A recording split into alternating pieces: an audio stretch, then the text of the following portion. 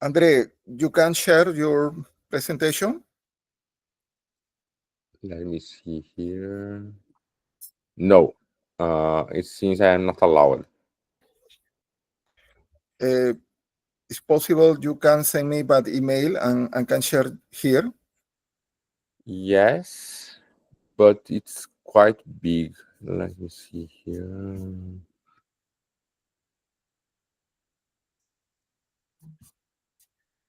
Por favor, Daniel o Ever, ¿pueden permitir que el profesor Fujita comparta su presentación? Gracias.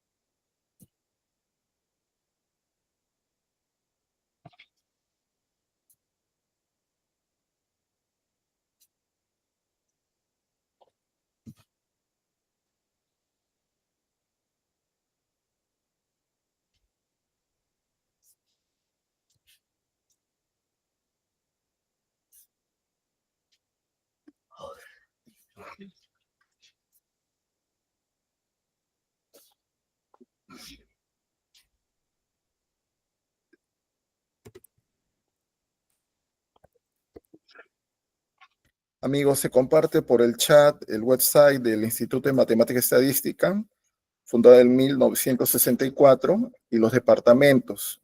Son 4 en el instituto: Departamento de Ciencia de Computación, Estadística, Matemática y Matemática Aplicada.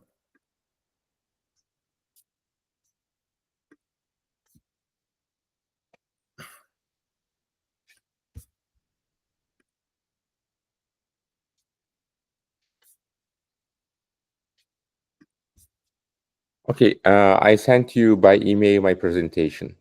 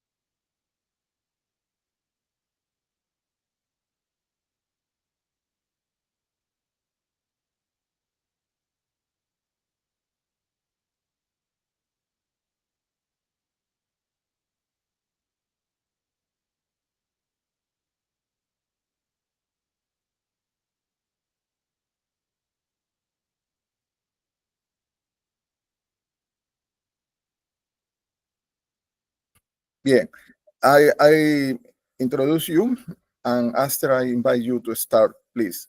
Amigos, amigas, en el seminario Universidad de Desarrollo, una propuesta académica del Vicerrectorado Académico, desarrolla encuentros con universidades de los 5 continentes. En esta oportunidad tenemos el placer, el honor que nos acompañe el Instituto de Matemática y Estadística de la Universidad de Sao Paulo, específicamente el profesor André Fujita, que Sao Paulo hace un programa de verano cada año. Este año 25, 12 alumnos en San Marcos participaron en el programa de cursos de verano que Sao Paulo desarrolla con universidades extranjeras, mayormente en lengua inglesa. Este año los alumnos estuvieron ya sea en la Universidad de Sao Paulo en Butantá, pero también en Ribeirão Preto y Sao Carlos. Este próximo año, el 26, el profesor Fujita, con Universidad Japonesa Kyushu, va a desarrollar un curso sobre Introduction to Network AI Statistics. Es una oportunidad de conocer más acerca de este curso y que nuestros alumnos puedan aplicar este curso que en forma gratuita lo desarrolla la Universidad de Sao Paulo. Well, André, thank you very much for your help, your time.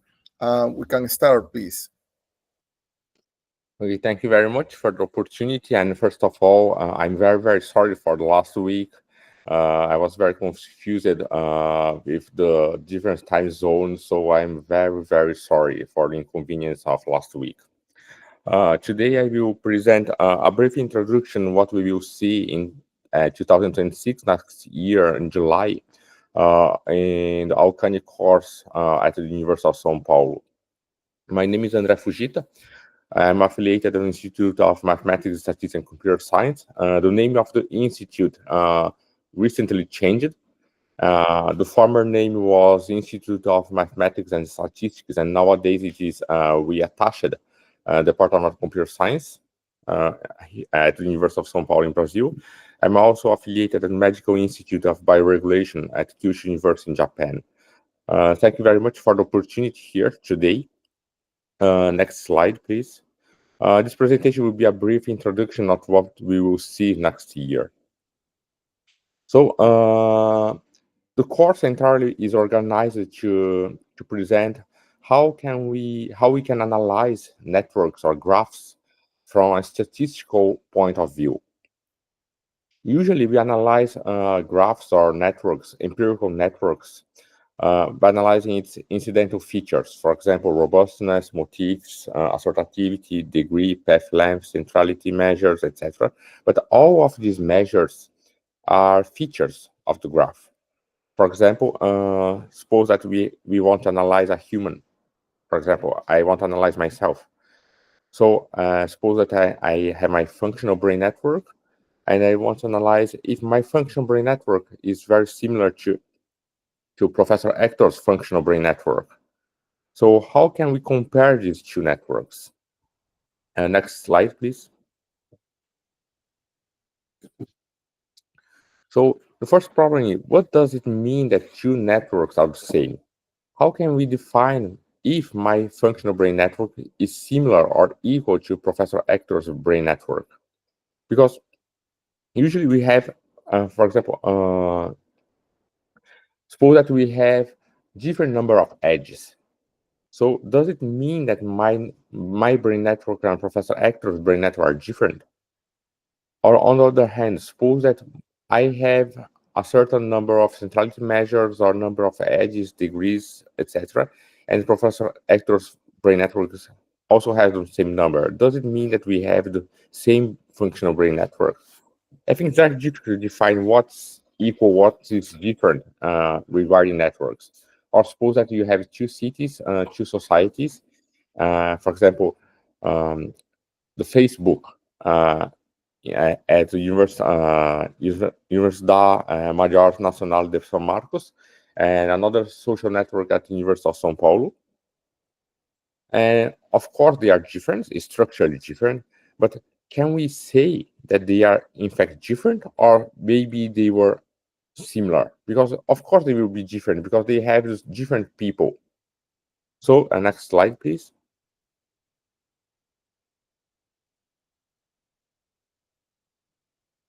So what we can, how I think that the answer for this question is, if the same generation mechanism generated the brain networks or social networks or whatever, we can say that the networks are the same. For example, probably Professor Hector and I, we are very, very similar in terms of brain network because we were generated by the same generation mechanism. Probably the University of São Marcos social network and the University of São Paulo social network were generated by the same generation mechanism. So probably we are the same network, although we have different structures. So next slide, please. So what we propose is, instead of analyzing the features of the graph, the features of the network, what we propose is to analyze the generation mechanisms of the networks. So suppose now that we have a mechanistic view, we have a function, for example, a mechanism that generated networks, and now we will make inference from this mechanism. For example, we can develop model selection approach, parameter estimators, classification, correlation, comparison, etc., from the mechanism and not from the networks. Next slide, please. But the main problem here is that usually generation mechanism is rarely known. Do we know what's the generation mechanism of the social networks? Do we know what's the generation mechanism of the functional brain networks? Do we know what's the generation mechanism, for example, of protein-protein interactions or any other kind of empirical networks? Usually, these networks, we don't know much to have a model, a mathematical model that can express these generation mechanisms. So, next slide, please.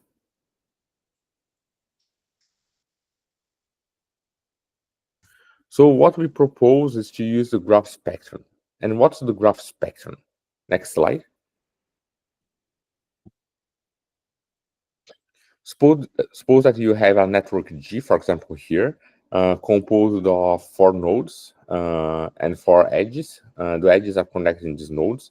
We can represent, without loss of information, any kind of network or any kind of graph by its adjacency matrix, AG, in the right side. So you have now 4 columns and 4 rows. And you will put number one, if the node I and J are connected. For example, nodes 1 and 2 are not connected. So row 1, column 2, you put 0, and row 2, column 1, you put 0, 2. On the other hand, if nodes 1 and 3 are connected, you put 1 in row 1, column 3, and in row 3, column 1, you put 1, and so on and so forth. Then you obtain the adjacency matrix that's composed of ones and zeros, and you put ones when you have connection between the nodes. And by simple linear algebra, you can decompose this symmetric matrix into eigenvalues and eigenvectors. And if you have a network composed of n nodes, you will obtain n eigenvalues and real numbers. And you can construct the histogram or the spectrum, what we call as the spectral density of the eigenvalues. And based on this spectral density, we will build all our framework about network statistics. So the trick here is to use spectral density as a proxy or a substitute for the likelihood function that we don't have for networks. Usually we don't have for networks. Next slide, please. So in standard statistics, we have many methods like parameter estimator, model selection, t-test compared to samples, analysis of variance. That's the generalization of the t-test, correlation, clustering approach, supervisor classification, causality, etc., etc., etc. And our plan is to extend all these statistical methods to networks. So instead of dealing with numbers like in statistics, we will work with networks that's a mathematical object that's very difficult to handle. And all methods I will present here are publicly available in our software that you can obtain the link here at the bottom of the slide. Next slide, please. So the first method that I will present is the parameter estimation. Next slide. So in basic statistics, what we have is one example of parameter estimator is the maximum likelihood estimation developed by Fisher in 1912. Suppose that we have a data sample here on the left part of the slide, and you can assume a model. For example, here in this example, I'm assuming that it was generated by a Gaussian distribution. So the Gaussian distribution here has 2 parameters, a mean mu and a variance sigma square. And based on maximum likelihood estimation, we can obtain mu and sigma square very easily.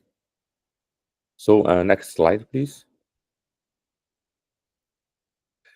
But now suppose that you have a graph, an Erdős-Rényi random graph model. Well, what's Erdős-Rényi? Suppose that you have n nodes, in this case n equals to 20 nodes, and for each pair of nodes, you flip a coin. And with probability P, you connect nodes I and J. and you do it for all pair of nodes. So at the end, you will be taking a graph like this one in slide. And the question here is, how can we estimate the parameter p that we use to generate this graph? And the maximum likelihood estimation for p is very easy, because in this case, you have a binomial distribution. So you need just to count the number of edges you have in this graph. For example, in this case, you have 92, and divide by the total number of possible edges. That is a combination, the pair combination and 2 by 2. And you will obtain here the estimated parameter as 0.51. That's very close to the real parameter that I used, that was 0.50. So in this case, it's very, very easy to estimate the parameter p. Next slide, please. And what about the Watt-Strogatz random graph? Watt-Strogatz random graph is you put n nodes in a circle, and you connect the k neighbors in the left and right side of each node with an edge. So you will obtain this regular graph. And then with probability p, you shuffle the edges. So if probability p is very high, for example, p equals to 1, you obtain a totally random graph, very similar to the edge random graph. But if p is small, you obtain a small world graph. What it means? You can connect in few steps one node to any other node of the graph. And the question here is, how can we estimate this parameter p, this randomness of the graph? In this case, I think it's very, very difficult to estimate p. At the best of my knowledge, there is no estimator for p in this case.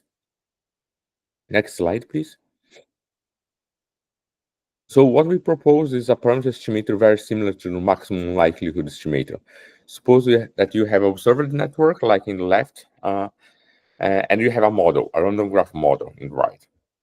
And you can calculate the spectral density of the observed network and also the spectral density of the random graph model. And what we do is to replace the likelihood function that we don't know for graphs with the spectral density. And we select the parameter theta here that minimizes the distance between the observed spectral density and the random graph model spectral density. So the parameter theta that minimizes this distance, in this case the Kolbo-Kleib divergence, is estimated parameter theta. So it's exactly the same idea of the maximum likelihood estimator, that you select the parameter theta that minimize that maximize the likelihood and maximum likelihood. So next slide, please. So this is an empirical evaluation of the method that you have here 6 random graph models: Rene, Gilbert, geometric, Barbaz-Albert, Watt-Strogatz, and k-regular graphs. Between parentheses, you have the parameters that we use to generate the graphs. Each column, you have the number, the size of the graph, I mean 20, 50, 100, 500 nodes. And here in the table, you obtain the estimated parameter. And you can see here that the larger the graph, the better is the estimation. So you can see here that it clearly converges to the truth. Next slide, please. So the R code, that the R function that you can use to estimate. This is a simple example that we are generating a small world graph, and we can easily estimate the parameter here. That the estimated parameter was 0.09, and the correct parameter is 0.10. So in this case, the graph is very, very small, 50 nodes, but even in this case, we can estimate very, very good way the parameter. So next slide. But the problem here is the bottleneck is that it's based on the estimation, the calculation of all eigenvalues, because we need to obtain the spectral density. So if you're a computer scientist, you know that the time complexity, the computational complexity to calculate all eigenvalues is cubic regarding the number of nodes, so it's very, very slow. So what we did in the last 5 years to develop many algorithms to approximate the spectral density.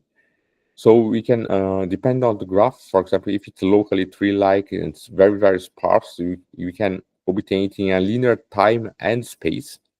So instead of adjacency matrix that has a quadratic space complexity, we can do everything linearly. I mean, just we need a vector of size n. And we can obtain the parameter estimation in a linear way, in a linear time complexity.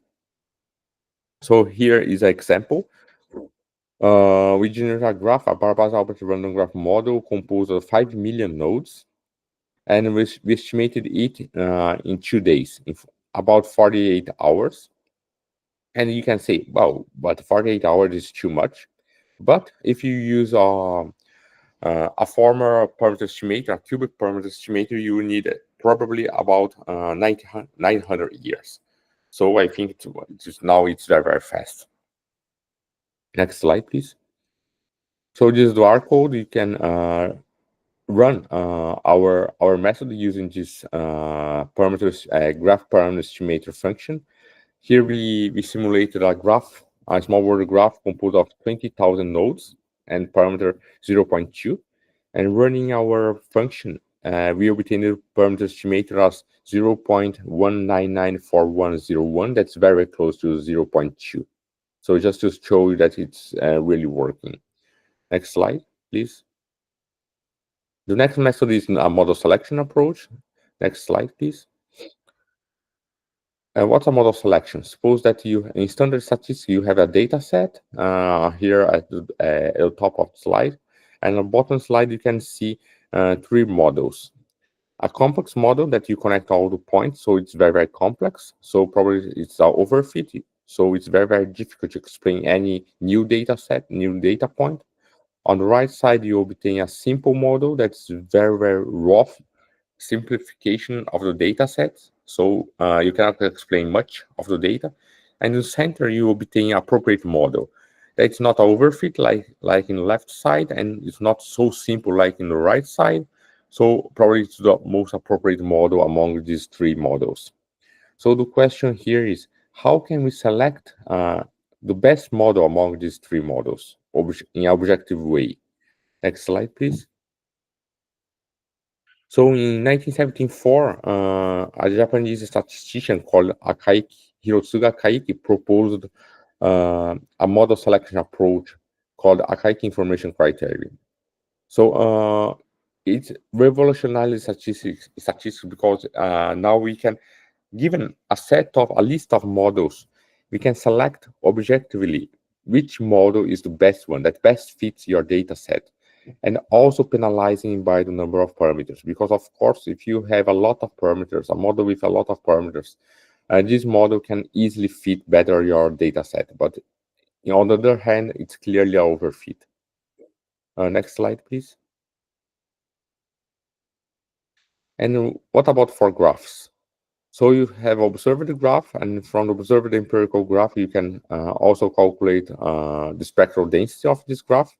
And suppose that you have 3 models here, for example, model 1, model 2, and model 3. And for each random graph model, you can also obtain this, the spectral density. And we select the model that minimizes the distance between the spectral density of the observed empirical graph and the random graph models. So the one that minimizes the Koba-Kleiber divergence and also penalizing the by twice the number of parameters is the model that best fits your empirical graph. Next slide, please. So it's in the same idea of the Akaiki information criterion, and again we are just replacing the likelihood function with the spectral density. This is the same trick. So this is just a application example that you have for 8 protein-protein interaction networks of 8 species. On the top of the slide, you obtain simple statistics of this protein-protein interaction networks, like number of nodes, number of edges, average degree, etc. On the left bottom side, you obtain you can see the spectral densities of these 8 protein-protein interaction networks. And the bottom right side, you can see that among edge-rendered scale-free and small-world random graph models, the one that minimizes the Cobalt-Kleber divergence and also by penalizing by the number of parameters is a scale-free network. That's in accordance with the literature that these protein-protein interaction networks usually can be better described by the scale-free network. Just to pay attention here is that it doesn't mean that the scale-free network was the model that God or the nature used to generate these protein-protein interaction networks. It just means that among these three random graph models, scale-free is the one that best fits our data sets. So maybe in the future, there is another, someone propose a fourth random graph model that maybe it better fits than the scale-free network. Okay, so it just says that among these three random graph models, scale-free is the one that best fits. Next slide, please. So this is our code for the random graph for the model selection approach. This is the function graph point model point selection. Given a graph G, in this case generated by the edge-rendered random graph model with parameter 0.2. We don't tell the model selection approach which random graph model generated this graph, of course, and just we say that probably it was generated by one of these three models: edge-rendered, Strogatz, and Barbaz-Albert. And the random graph model selection approach correctly selected edge-rendered model as the best one, the one that best fits the graph. And at the bottom of the slide, you can see the output that it correctly estimates the parameters here, 0.2. That's the parameter that we use to generate the graph. And GIC is the graph information criterion that you can see here that it's the one that minimizes the Cobalt-Kleber divergence. Next slide, please. Another approach that we will see in the course in 2026 are many comparison tests. Next slide, please. The first one is the t-test. In basic statistics, we have, it was developed by William Goldstein in 1908. Suppose that you have two data sets, group 1 and group 2. It can be, for example, the weight of male and female mice. And we want to test if the means of group 1 and group 2 are equal, considering the variance of groups 1 and 2. Okay, so in this case, we can test it very easily using a t-test. Next slide, please. But the main question here is, and what about graphs? Suppose that you have two sets of networks, a set of brain networks from controls, and another set of brain networks generated from, for example, from autistic children. So how can we test if they were generated by the same generation mechanism or not? Next slide, please. So what we propose is, for each graph, each network, we can calculate the spectral density.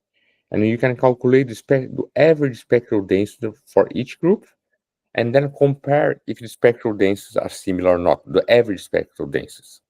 So we calculate the Jensen-Shannon divergence. That's another measure of distance between functions, spectral densities. And we test if the Jensen-Shannon divergence is equal to 0 or not. If this divergence, I mean the distance between spectral densities are 0, it means that probably they were generated by the same generation mechanism. Otherwise, if the Jensen divergence is greater than 0, we can say that probably they were generated by different generation mechanisms. Next slide, please. This is an empirical example that we applied for ADHD.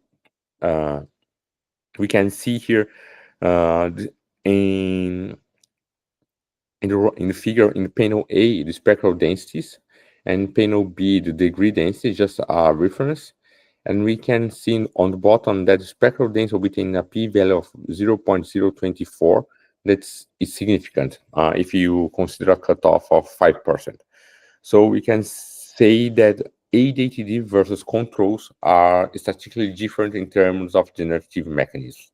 Next slide, please.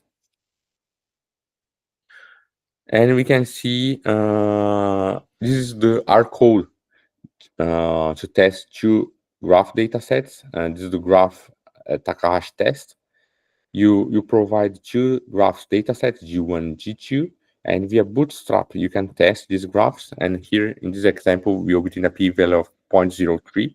That's statistically significant. So in fact, these two graphs, two data sets of graphs were generated by different models. As you can see, G1 was generated with parameter p equals 0.500, and G2 was generated by p equals 0.512. So they are in fact different. Next slide, please. Now, suppose that you have, instead of two data sets, you have three or more data sets. In this case, Ronald Fisher in 1921 generalized the t-test into analysis of variance, ANOVA. So instead of comparing two means, we want to compare two or more means, for example, three data sets. Next slide, please. In the same sense, we can do it for graphs. So suppose that instead of two data sets of graphs, you have case data sets of graphs. In this example, we have three data sets. Next slide, please. Very similar to analysis of variance developed by Ronald Fisher. Suppose that you have here three populations of graphs, 1, 2, and 3. You can calculate the average spectral density of these three populations, and you can calculate the average of averages here that we express by whole GM, and you calculate the Koba-Kleib divergence between each population spectral density and average of spectral densities. So if all populations of graphs were generated by the same generation mechanism, you can probably be expected to obtain the same spectral densities. The average of average spectral density will be the same as the spectral density of each population. So probably the Koba-Kleib divergence will be very close to zero. On the other hand, if one of the populations were generated by a different different generative mechanism, probably the Koba-Kleib divergence will be larger than zero. So this is what we test here. Next slide, please. We applied it in a simple example of autistic children. We compare the controls versus Asperger versus autism. And what we obtained here, next slide, please, is that in the cerebellum, we obtain a significant p-value if you compare the three data sets, and then we test it in a pairwise way, control versus Asperger, control versus autism, and Asperger versus autism. And we obtain that controls versus autism is significantly different, with a p-value of 4%. That's very reasonable. Next slide, please. So this is the R code to test. Sorry, next slide, please. This is the R code to test three data sets. Hello? Next slide, please.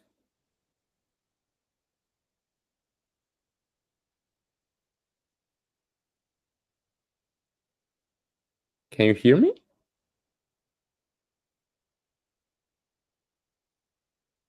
Hello?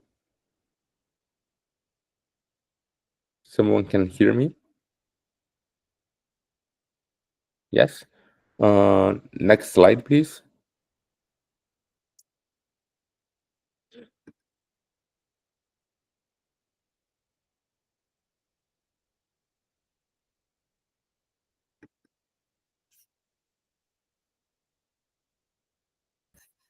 Sorry. Wait a moment. Okay. Yes, wait a moment, please. Yeah, sure. No problem.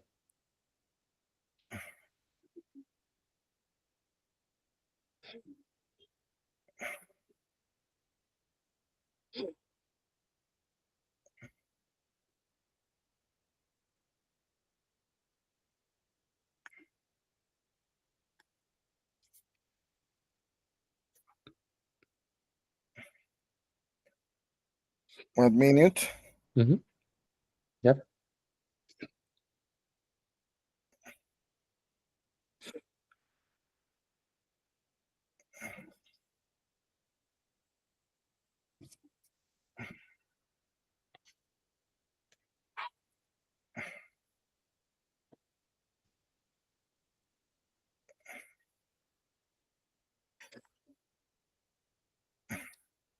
Okay?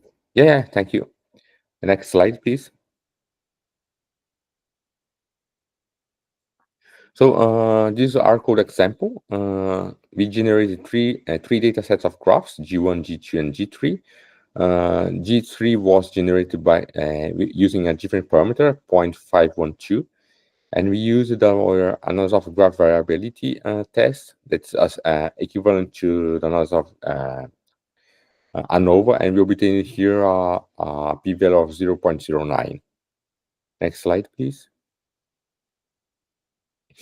But another problem is instead of sets of graphs, now suppose that you have a single graph for each population, because usually we don't have graph replicates. Suppose, for example, in social networks, we have only one social network in Peru, one social network in Brazil, and one social network in Japan. So we don't have replicates.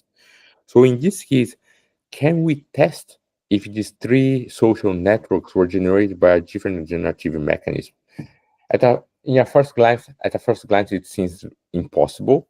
But if we think further, we can suppose. I think it's possible to test, because we can assume that a generative model and test if the parameters of the generative model is the same or not. Are the same or not. For example, suppose in the Redstone random graph model, suppose that you have two Redstone random graph models. In this case, you can estimate the parameter p for random graph 1 and random graph 2. And then if you, well, you know that each edge was added at the graph. You can assume that it's a Bernoulli, so you have a set of Bernoullis, so you have a binomial distribution.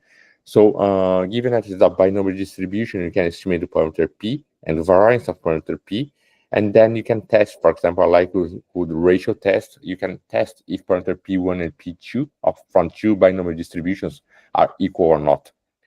In the same sense, here you can do it for graphs. So the main problem here is how can we estimate the parameter of the graphs?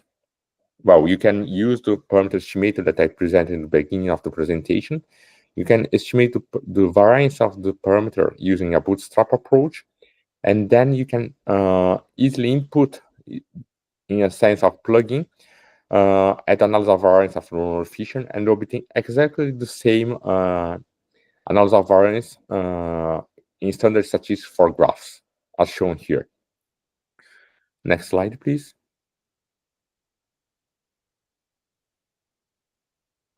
So this is an example that you have 6 protein-protein interaction networks of 6 bacterial strains. And we can see here that the Y enterocolytica is statistically different from Genjuni, monocytogenes, and S. enterica. Okay, next slide, please. This is our code again. We generate 3 graphs. The second graph, the graph number 2, is generated using a different parameter. I mean 0.55. The other 2 are generated with parameters 0.50. And we can see here that by comparing these 3 graphs, we obtain estimated parameters that are equal to the parameter that we use it to generate them, and the p-value is 0.002. That's highly significant. So in fact, one of the graphs were generated by a different parameter. Next slide, please. The problem here is, okay, well, we could test which graph is different and which pair of graphs or which sets of graphs are different. But how can we say which nodes are contributing to these differential structures, differential generative methods? So in chemistry or biochemistry, you have a method called mass spectrography that, given a molecule, you can decompose it in the spectrum and say how which atoms or which molecules, which atoms are this molecule is composed of which atoms. On the graph, we can do something very similar. That's the vertex-wise graph spectral decomposition. So suppose that you have a graph, you have a spectral distribution of this graph, and mathematically we can decompose the spectral distribution for each vertex, for each node, and calculate the contribution of each node for the spectral distribution. And then we can say, okay, if two graphs, two spectral distributions are different at lambda, for example, lambda 0, for example, we can highlight, we can identify which nodes are contributing for eigenvalue 0. Okay, next slide, please. Another approach is correlation. Next slide, please. Correlation, the concept of correlation was developed by Galton and Pearson in the 1880s. Suppose that you have two data sets, scoring maths and scoring physics. So you can plot them in a scatter plot and obtain this cloud of points, and by linear regression obtain this red line and say, okay, scoring maths and scoring physics are highly correlated. Why? Because if you know the scoring maths, you have a good hint or good idea of what's the scoring physics of the student, and vice versa. So these data sets are linearly dependent. Next slide, please. And what about graphs? Suppose that you have two vectors of graphs, vectors of graph X, vector of graph Y. You can imagine, for example, that these graphs are the right side of my functional brain network and left side of my functional brain network. Or you can say that, for example, this is my functional brain network and Professor Hector's functional brain network. And can we test if our functional brain networks are correlated or not? So next slide, please. So you can suppose that they were generated by a function, by a generative model, and you had a parameter of this generative model here highlighted in red. So if the parameters of the graphs are correlated, we assume that the random graph models are correlated. For example, here you can see here that they are in fact linearly correlated. Next slide, please.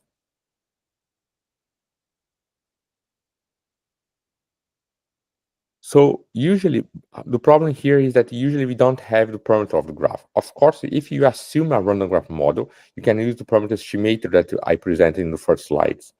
If you don't know the model, but you have a good list of probable random graph models, you can use the model selection approach that I also showed you in the first slide, then use our parameter estimator and then calculate the correlation. But usually in practice, we don't have a good hint of the model. So what we propose here is to use a proxy for the parameter of the graph. And a good proxy is the largest eigenvalue or the spectral radius of the graph. So the largest eigenvalue of the graph is highly correlated with the parameter of the graph. Here you can see in the bottom right side that they are monotonically correlated with spectral radius. So what we propose is, instead of use the parameter of the graph that we don't know, use the largest eigenvalue of the graph. Next slide, please. This is a simple example, illustrative example of correlation between graphs. We calculate the correlation between parts of the functional brain networks and compare it between controls versus autistic children. And we showed here that for autistic children, the correlation is higher between these parts of the functional brain networks. Next slide, please.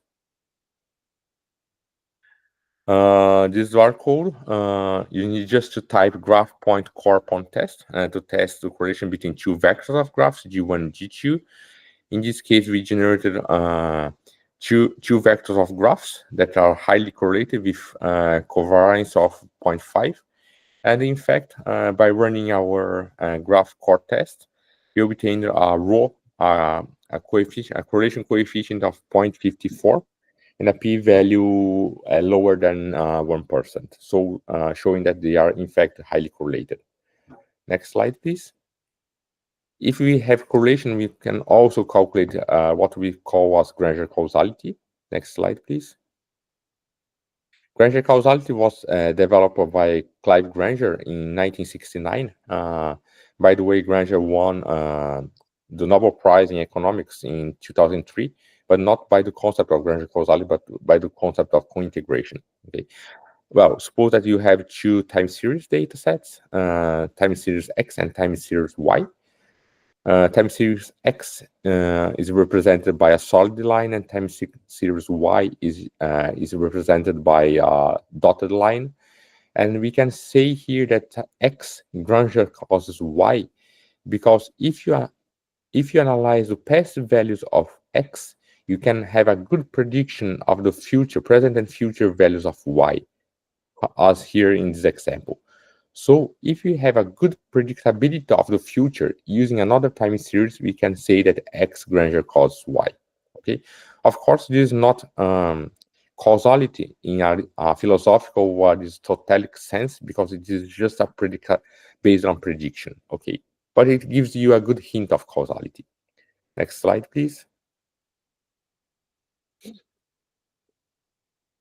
So here in this example, again, you have two time series of graphs now, X and Y. You can assume that they were generated by a generative function with parameter P. And if you analyze the correlation between the parameters of X and Y, you cannot see anything. But next slide, please. If you analyze the time lag, you can say that they are linearly correlated. So you can say that past values of X, or in this case, t minus 1, X t minus 1, has a good predictability of YT.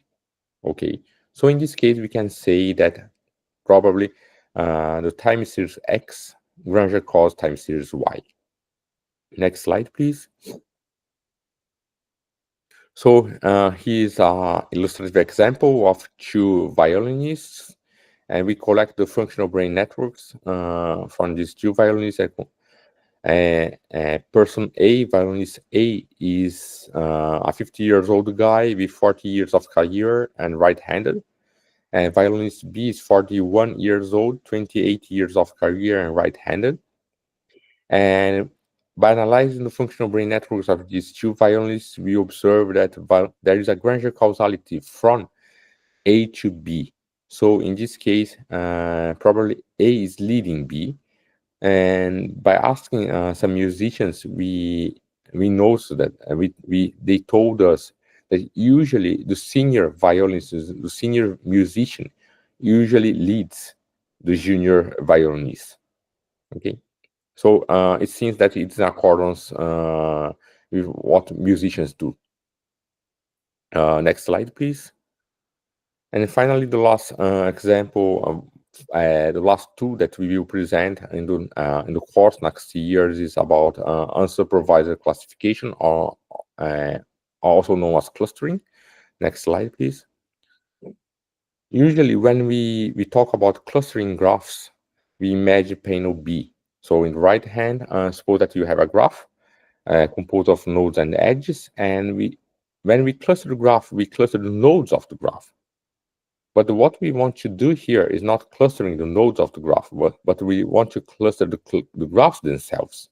So in panel A, you can see many graphs, and we want to cluster, to group which networks are similar and which networks are not similar. So this is what we call as network clustering. We want to cluster the graphs and not nodes of the graphs. Next slide, please. So in standard statistics, what we have is a classification expectation maximization algorithm that was developed in 1991. So given a data set and a set of models, for example, here we can assume that it's a mixture of Gaussian distributions. We assume that each item of the data set was generated by a Gaussian distribution. So it's clear that you have three clusters here because you have three Gaussian distributions. So next slide, please. For graphs, you can say the same thing. You can assume that given a data set of graphs, and you assume that they were generated by a generative functions or k generative functions, you can do in the same way a kind of graph classification expectation maximization. Again, the same trick. Instead of using the likelihood function, you can use the spectral distribution, the spectral density of the graph, and you can also obtain graph clustering algorithm. Next slide, please. So in this example, we have the functional brain network of a monkey, and x-axis here you can you have the time, and y-axis you have the classification if the monkey is awake or anesthetized. The green line shows when we have the injection of the drug in the monkey. The dashed blue line shows when our method clustered correctly if the monkey is awake or anesthetizes. And the solid blue line is where the medical doctor checked if the monkey is in fact sleeping. So we can see here that our approach was very good to predict that the monkey was in fact anesthetized just after the anesthesis, the injection, and before the medical doctor checked if it was anesthetized or not, if the monkey is sleeping or not. And Chibi1 is just the name of the monkey, and Chibi2 is the same monkey that we performed the experiment in a different day. Okay. Next slide, please. This is how we generated in a simulated data set three sets of graphs. Graph 1, 2, and 3. They were generated by different random graph models. Graph 1 was generated with IHNE of parameter 0.1, the second graph dataset with 0.5, and third dataset with 0.9. Next slide, please. So we have clearly three clusters of graphs. So by applying our graph clustering algorithm, we propose 3 graph clusterings in this R code, and we correctly clustered these 3 data sets here. Okay, next slide, please. So I want to thank everyone here that here is in this Google Meet. Also, especially thank my current and former students and postdocs, all collaborators, all the sponsors and financial agencies, particularly Blooming, that's a company that support my research here in Japan. All the financial agencies, FAPESP, CAPES, CNPq, and the Pró-Reitoria de Pesquisa at University of São Paulo, the Newton Fund in the UK, Alexander von Humboldt in Germany, DAD also in Germany, and the Academy of Medical Science in the UK, and Google, the company. Next slide, please. And if you have any questions, please send me an email in this email address. Thank you very much for your attention. That's all. Thank you very much. Well, Andre, this the statistic network, not only in the health application, we can, in this moment, the security is a topic, is a very important issue for different institutions. We can project and research, network in social matter. For example, for the state, local authority, regional or federal authority, network the challenge for this authority, you can think in a student, the young student, in the radical rise or radical less, the network, and the network then they can build, how this network can develop in the time. Yeah. And comparison the network in the past and after the technological revolution. For example, we can see about the popular activities in the Arab country, the Arab prime times in 2011, 2012. We can think about this statistic to apply in the social network. So we can see how connect. My experience said we have many universities, but at the same time, the rankings, the university really only showed a part the university universe, no, the activity university. I'm sure there are many African university in middle country. There are strong resource, but it's difficult to connect. So I project a big opportunity to connect with the middle African university in the French or English speaking population, because the network, no, the academic network, really very traditional. No, it's very easy for the student from a top university to connect, but a student, the university, the middle university, young university, and the continent is very difficult. But really, not this is situation is a no extra academic situation, no academic situation. Because in the university, some university, for example, no, the African university, one professor has 20 papers. So the university in general, all university change the ranking, the 100 or 50 numbers, but really this is only activity the one professor. So for the seeing the science, no, the research as network, no, a network activity. I see, no, this network, scientific network, has extra academic reference, no. So you are a student and the graduate at top university. I suppose you will be a big student, probably, but no 100%, no. And the other student, the middle university, could be a good prospect, but this extra academic situation is a challenge for the scientific networks. So in my experience, no, the social science, the network statistic, I see these areas, no, the social science in political authorities, and the social science and research scientific. Or we can use these techniques to develop a good approach to these people, no, to this potential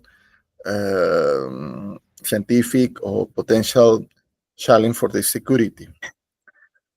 The statistic, yes, for the health, for the the brain, yes, of course, no.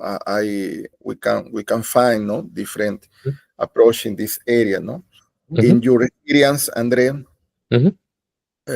could be the projection that this technique to the other network experience.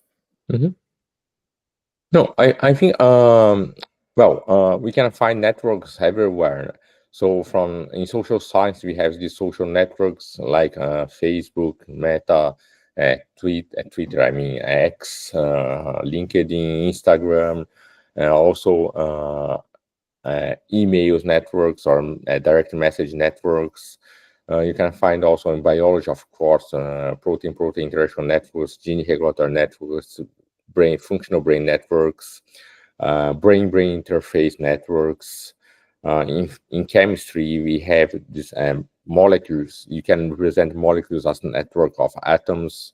In biochemistry, you can represent chemical reactions as hypergraphs. So we have also some generalizations of our methods for hypergraphs. I didn't present here today, but we have some method that we generalize for hypergraphs.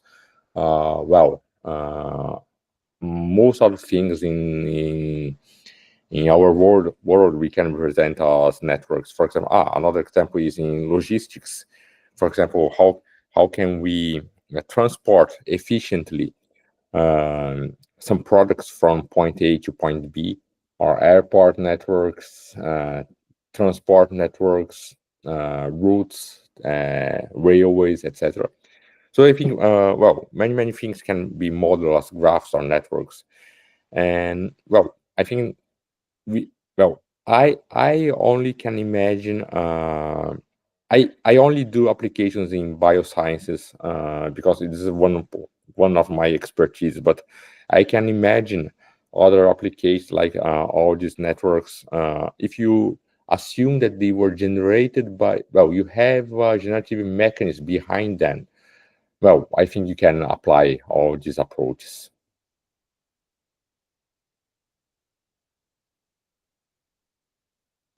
Well, thank you. Amigos, amigas, ¿tienen algún comentario, alguna consulta?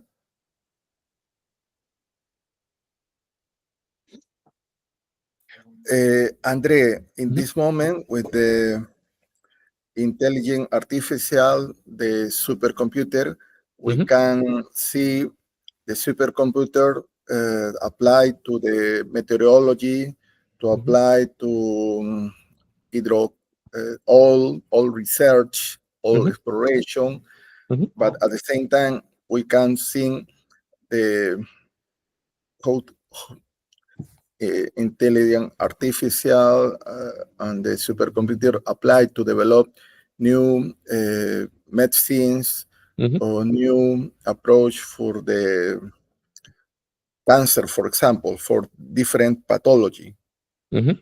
So, in your experience, how this area, no, the application, the network statistic with the artificial intelligence and the supercomputer for the pathology, human pathology, could be the best experience in this area? I think that, well, I think there are at least two approaches. One approach is using AI, I mean artificial intelligence. Artificial intelligence, I think, is very good for prediction. For example, you can obtain very good diagnosis. For example, if you are infected by COVID or not COVID, or if you have cancer or not cancer. But I think the question is not only diagnose. I think you need also to give the mechanisms why, what is happening. I think so. In this case, instead of AI, I think it's important to think more on a statistical or more physical point of view. What's happening behind the scenes? For example, what's the mechanism? Because AI, I think it's very difficult to explain the mechanism of a particular disease. For example, what's happening? What's causing cancer? Or which genes, for example, are altered, or which pathways are altered to generate this cancer, or what's happening in the COVID, or what's happening, for example, in autistic children. So in this case, I think our approach based on network AI statistics is a good approach. But if you are interested in diagnosis, for example, and you are not so much interested in the mechanisms of what's happening, I think AI is the best approach.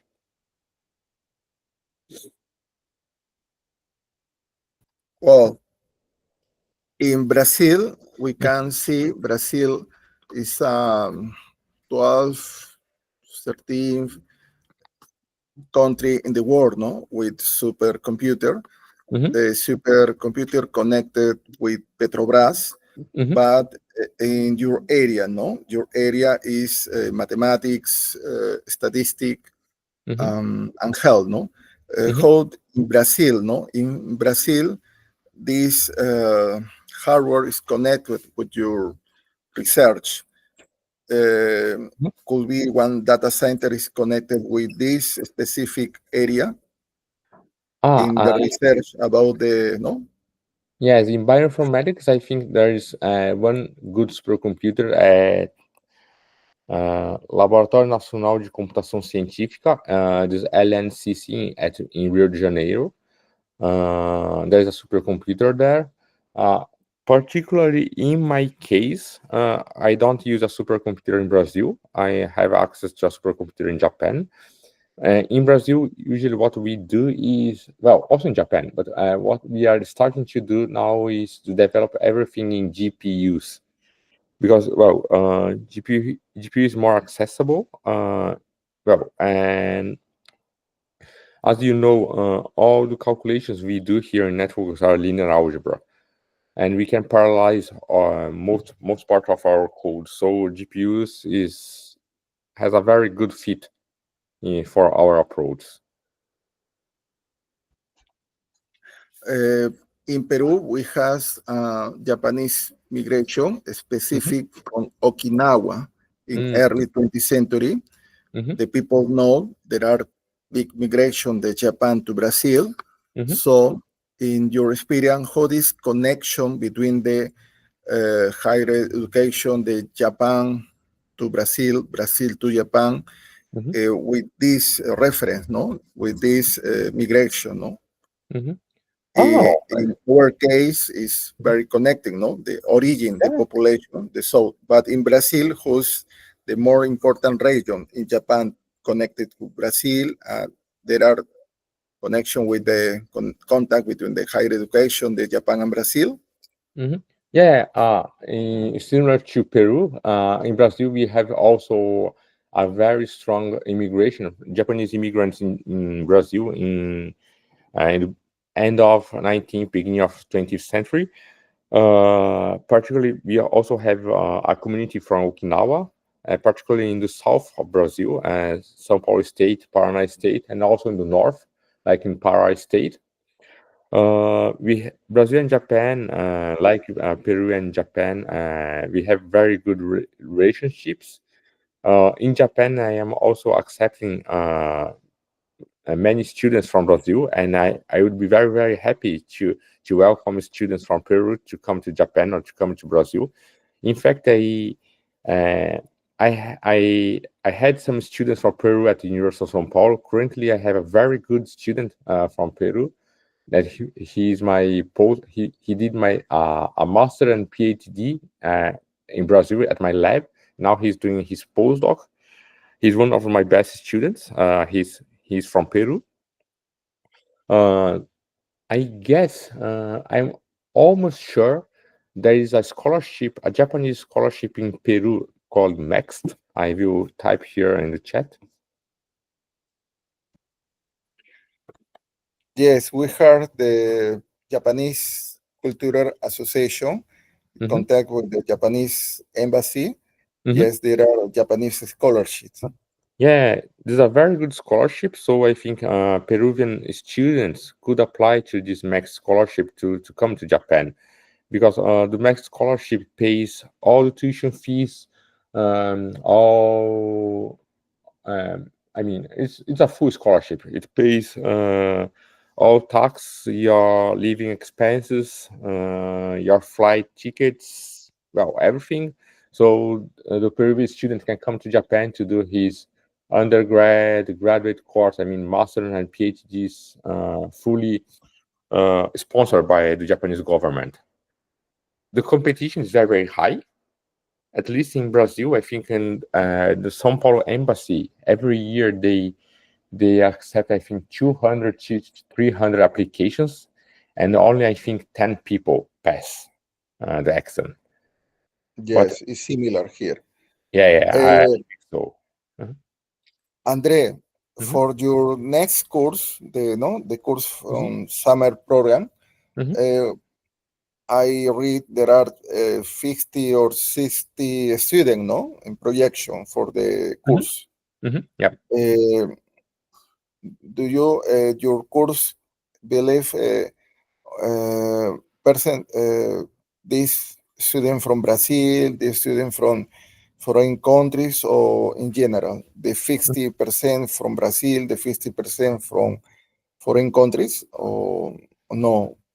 Yes, I think at least 20 students we will accept from abroad, but it's the minimum number of students. So depending on the number of students, we can accept more students from abroad. Okay. So if you send us, for example, 20 students, we can accept all of them. Yeah. Oh, great. So Well, so I will be very, very happy to welcome students from San Marcos. It will be very good to have this good relationship between University of São Paulo, University of San Marcos, and I hope some of these students come to University of São Paulo to continue their graduate course, or also, of course, to come to my lab at the University of São Paulo or to Japan to continue their studies. I'd be very, very happy. Your courses projection is for biology student, mathematics student, statistics student, and the pharmacy. Could be pharmacy. Pharmacy. Yes. Yes, I think so. I may, because the course is very interdisciplinary. So I think it's very difficult to find someone that knows everything. I mean, knows statistics, knows computer science, knows mathematics, molecular biology, etc. So, but if the student knows at least one of them, I think the student can make profit, can take advantage of the course and learn the complementary part, or at least has a good idea of what we do in my lab, and then he or she can come and continue their studies. Okay. Well, Andre, in your position, now we live a new situation. In 20th century, a lot of children, now the people decide alone, no? There are low demography increase tax in this moment, no? The family is a small family, and the people has a long life, no? The 60, the 80, and 100, no? So for these people, this new generation in 21st century, local different authority, different institution start to think more about these people, no? The 60 years old for 80 years old. With your approach, no, in statistic network, how do you believe and projection for these people, no, in 16, 17, and 80 for the public policies, no, for the health public policy? Indeed, we are working also with aging at the University of São Paulo and in Japan. At the University of São Paulo, we recently published a paper about aging, that we analyzed the gene expressions of, I think, hundreds of thousands of people with different ages from, 10, 20, 12 years old until 80, 90 years old. And we described how the networks change over time, over age. In Japan, we have another research that is ongoing. It's ongoing research using an animal model that we are trying to find biomarkers to predict prognosis. Lifespan. So suppose that you have some biomarker now, and we want to estimate how long time this subject will live in the next years. So I think, I think we can do it, by analyzing biological networks and project lifespan. Well, thank you. Amigos, amigas, se compartió por el chat el link de los centros de investigación en IME, los departamentos en el Instituto de Matemática y Estadística y el posgrado en el Instituto de Matemática y Estadística para su revisión y compartir con los estudiantes interesados. El registro de asistencia está presente en el chat, lo pueden llenar. Por favor, ¿pueden prender sus cámaras para tomar una captura de la sesión, por favor? ¿Pueden prender sus cámaras, encender sus cámaras para una captura de la sesión?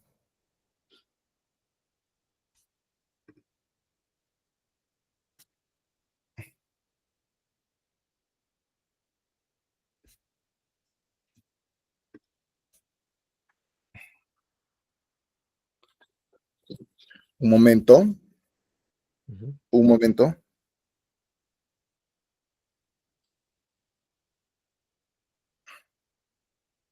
Bien.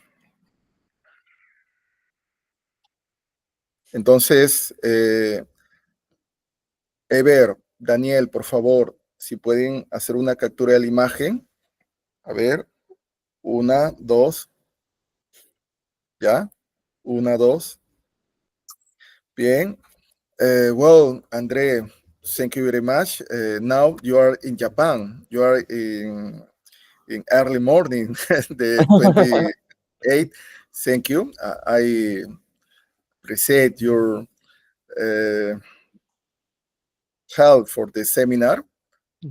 Well, we can project visit Sao Paulo, visit the Institute of Mathematics and Statistics, and yes, of course, our student, no, take your course for the July 26th. And invite different research professor of the university to contact with Professor Andre. Professor Andre has a mathematician approach, but at the same time connecting with the health, the health science. Bien, muchas gracias a todos. El día de mañana nos encontramos con el Instituto de Oceanografía de la Universidad de Sao Paulo, que nos comparte su investigación sobre el subsuelo y el petróleo, que ya convierte a Brasil pues, en un país productor de hidrocarburos. Bien, André, thank you very much. Thank you very much. We are Very in sorry touch. for last week. Well, yes. Very sorry. Very sorry. Well, thank you. We can continue change. Thank you very much. Bye-bye. Have a nice day. Bye.